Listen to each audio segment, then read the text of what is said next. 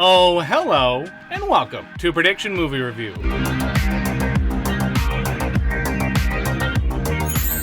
Hey guys, my name is Dylan. Armed with only a trailer and the first 30 minutes of a movie, I'll attempt to prove just how lazy Hollywood has become. I don't just mean how every movie is either a sequel, a prequel, or a reboot. Why take risks when there's already established IPs that people are willing to throw tons of money at? I'm talking with their stories, the plot twists, the generic tropes, and most important, marketing. A trailer back in the day made you say, oh, I really want to see that. Whereas nowadays it makes you say, I just saw the whole movie. Although theaters are not the most bopping places recently, thankfully streaming services have taken off. You got your HBO Maxes, your Amazon Primes, your whatever Paramount is trying to do, and of course the giant of them all, Netflix, which is where we find our movie for today. It's the prediction movie review for Yes Day.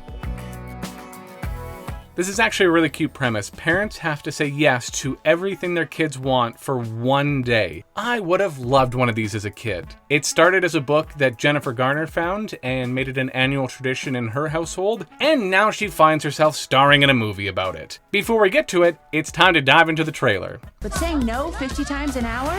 No, absolutely not. Nope on a rope. Did they consult my mom in the making of this movie? She was always saying no. Like, no, Dylan, you can't stay up till 2 a.m. on a school night. And no, you can't jump off the roof, you might hurt yourself. And no, I'm not letting you drink a beer, you're 8. Like, let me live my life, Mom. Have you heard about Yes Day? You just saved me having to read a book. I live by the golden rule that every single book will be turned into either a movie or a TV show. I do mean every book. I haven't read a book since I was 12. Radical! How am I just hearing about this? Because parents would flip out if this was common knowledge and let little shits decide what would happen for a day. Kids are poor decision makers. Well, Yes Days are like fun, and Mom and Dad are like fun killers. We are plenty fun. Yeah, any parent that has ever had to say, I'm plenty fun, is probably the most boring person you've ever met. It's Yes Day! Little dude wasn't messing around. Oh, we get one day to do whatever we want? Cool. I'll see you at 6 a.m. Windows down! Windows down! Okay, I get the whole Yes Day thing, but you just wrecked at least a $40,000 vehicle. I'm not even a parent, and I know you gotta put your foot down on that one.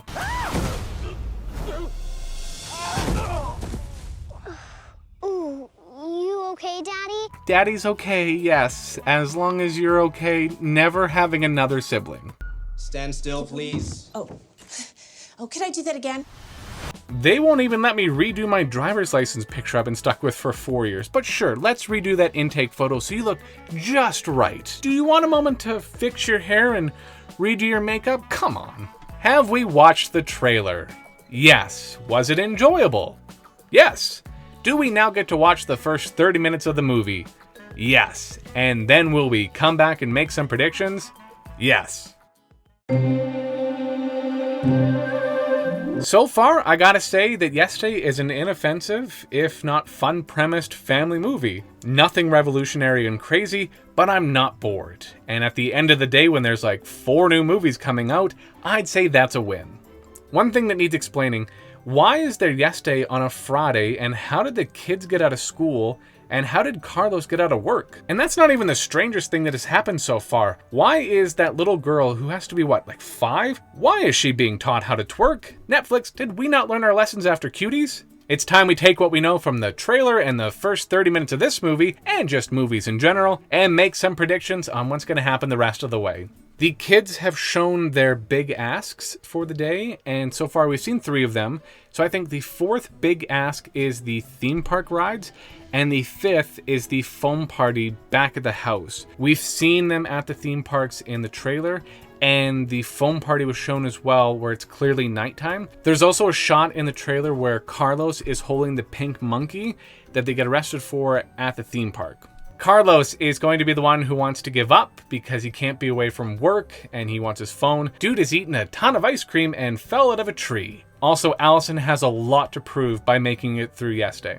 At the theme park is when Carlos will say he needs to quit, and Allison will either be on his side or she's going to say no to something for the kids, who will, primarily Katie, step up and say that she knew her parents couldn't do this for even one day.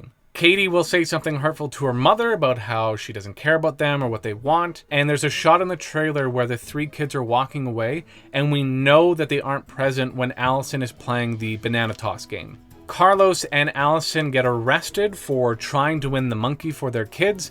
That monkey is going to be a token to show their kids that not only do they love them, but that they can be fun. We know that Katie is going to end up at Fleekfest with her friend.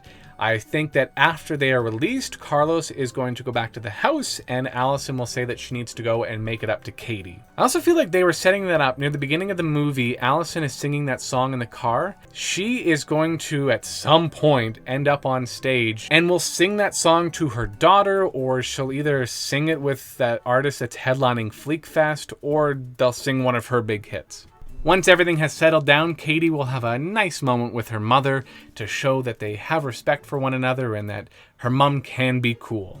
The whole family comes together and has a heartfelt moment, and all is well in the Torres family. Carlos and Allison will prove that they can balance both work and being parents, as well as being fun. Carlos will be shown flying a drone and eating where he's not supposed to be and cracking jokes and cranking the music loud. And Allison will have either a product or a business that she created from an idea that she got from Yes Day. The Torreses are one big happy family, and they'll show Carlos and Allison doing more fun things on the regular with their kids, as well as making Yes Day an annual tradition. Have I completed my predictions? Yes. Do I now need to? Okay, fine. I'll stop. But predictions are done. We now have about an hour left of the movie, so let's get back to it.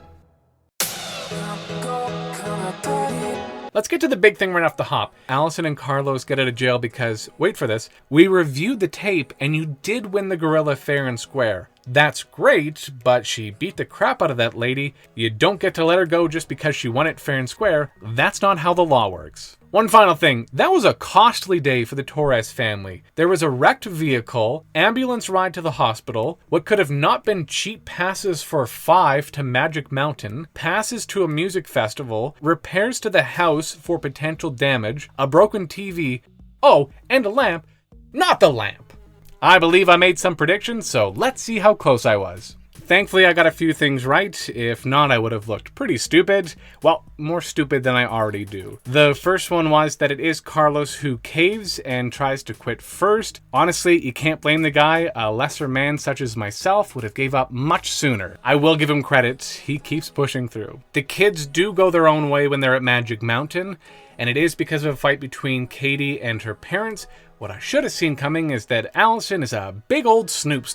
To be fair, she is 14. If Katie was maybe 16, I would say, yeah, let her go to the festival. But they heavily alluded to people doing drugs, and her friend, who is her age, clearly goes off to that tent just to talk to those boys. Maybe the 14-year-old shouldn't be there. Her, H-E-R, the artist, and yes, this next bit is going to get confusing because of that. She just so happens to have a problem with her wardrobe as Allison is waiting in the wings with a sewing kit and also wanting to ask a favor to get on stage. That worked to Allison's favor as her good deed let her allow her on stage to find her daughter. Are you following?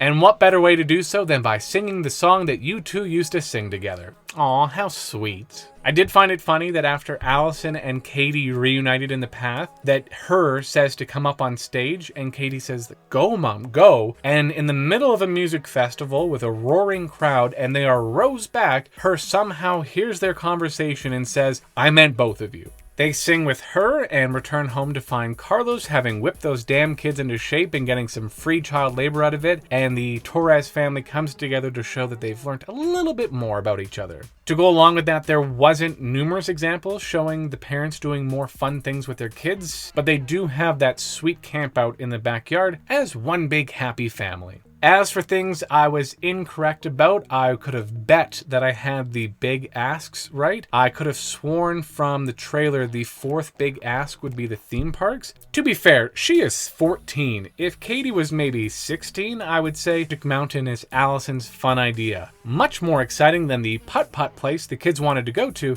Come on, that's the best you got?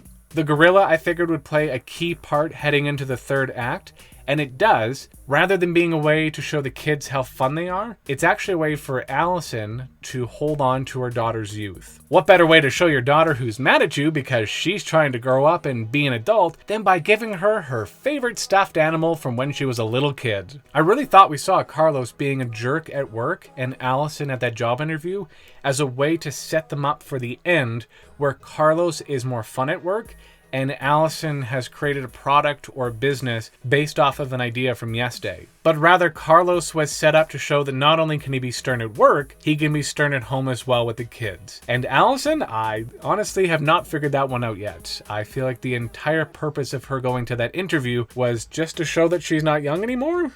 What I said going into my predictions still rings true. It was not boring. It had some nice moments, and overall it was just okay. A big ol' okay. You can check it out on Netflix now.